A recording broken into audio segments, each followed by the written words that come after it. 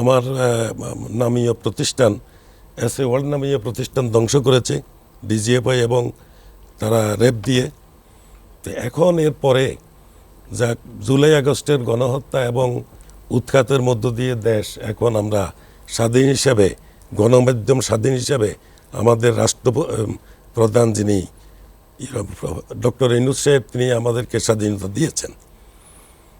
সেই সুবাদে বলা যায় যে আমরা স্বাধীন হয়েছি, কিন্তু আমরা বলতে পারি কিন্তু সেটা কার্যকর হয় না। তবে অনেক সময় বলা হয়েছে যে তারা ফেসিবাদের দোসর হিসাবে কোনো সাংবাদিক যদি থাকে তাদেরকে আমরা মাইনাস করার জন্য।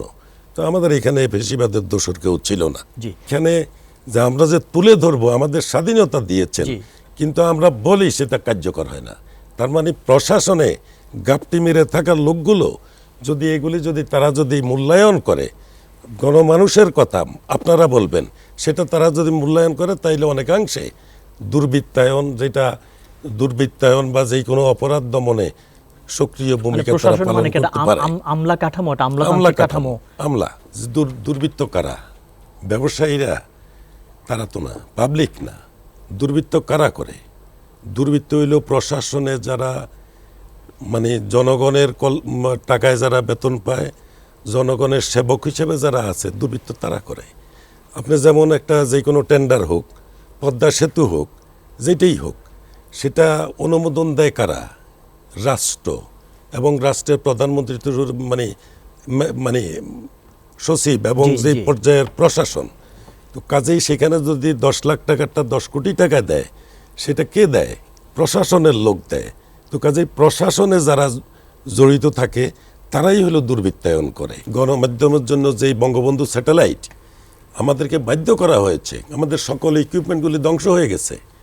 সেটা আমরা আগে যে স্যাটেলাইট ইউজ করতাম সারা বিশ্বে দেখতো, আর এখন আমরা বঙ্গবন্ধু স্যাটেলাইটের মাধ্যমে শুধু বাংলাদেশের সীমানাটা শুধু দেখা যায়, বাইরে দেখে না, এশিয়ায় দেখা যায় না। এই যে টেলিভিশন কেন চালায় লস দিয়ে, মানে দেশের প্রফিট নেই, কিন্তু এটা তো হইলো গণমানুষের জন্য, অধিকার আদায়ের জন্য। কিন্তু সাংবাদিকরা বেতনও পাচ্ছে না, ওরা কষ্ট করছে। বেতন পাচ্ছে না, অনেকগুলিতে পায় না, আবার ঠিকই পায়, সেটা পাচ্ছে। কিন্তু আজকে আমরা যেটা বলছি, আমরা যে বসছি আজকে বসছি কি জন্যে? আমরা দুর্বৃত্তায়ন রোধে গণমাধ্যমের ভূমিকা।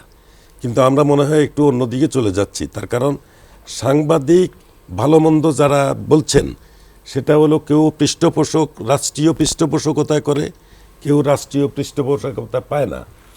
কিন্তু আজকে যে কথাটা হলো, সাংবাদিক বলবে, আমরা বলবো, কিন্তু আমরা বললাম মিথ্যা বললাম না সত্য বললাম, সেটা জাজমেন্ট করবে প্রশাসন। কিন্তু আমরা দুর্বৃত্তায়ন কারা করে? পাবলিক করে না, সাংবাদিক করে না, প্রশাসন করে।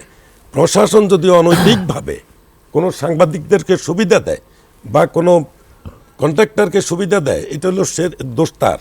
গণমাধ্যম আমরা তুলে ধরবো তাদের দুর্বৃত্তায়ন, তাদের অপরাধ। এই কারণে গণমাধ্যমের চরিত্র খোলনলচ যদি আমরা না বুঝি, এই গণমাধ্যমকে আপনি দুর্বৃত্ত রোধ করতে পারবেন না। গণমাধ্যম বলতে শুধু সাংবাদিকদের বুঝাবো তা তো না। আমরা একবারও তো বলি নাই প্রশাসনে যারা প্রশাসন পরিচালনা করছেন, তারা যে দুর্বৃত্তায়ন করছে, টেন্ডার বাণিজ্য করছেন এবং নিয়োগ বাণিজ্য করছেন, বদলি বাণিজ্য করছেন, সেগুলো গণমাধ্যমে ইনভেস্টিগেটিভ রিপোর্ট হওয়া উচিত। ওনার পয়েন্ট হচ্ছে সেইটা। আজকে যেখানে আমাদের এই এখন যদি কেউ হচ্ছে তো বদলি হয়, সেখানে আমার স্পন্সর খোঁজে, কে স্পন্সর করবে, মানে কোটি কোটি, যেটা নাকি আমি 45 বছরে আমি চিন্তাও করতে পারি না এই পর্যন্ত, এরকম ঘুষ চায় তারা, এরকম কোনো পদায়নে। রাজস্ব বোর্ডের চেয়ারম্যান থেকে শুরু করে বড় বড় পদগুলোতে শত শত কোটি টাকার ঘুষ বাণিজ্য। এরকম রিপোর্ট যে দেখি না আমরা, তা কিন্তু দেখি। কিন্তু আমরা দুই একটা পুলিশের বেনজিরের রিপোর্টের কথা শুনেছি, আমরা রিপোর্টগুলো আমরা দেখেছি।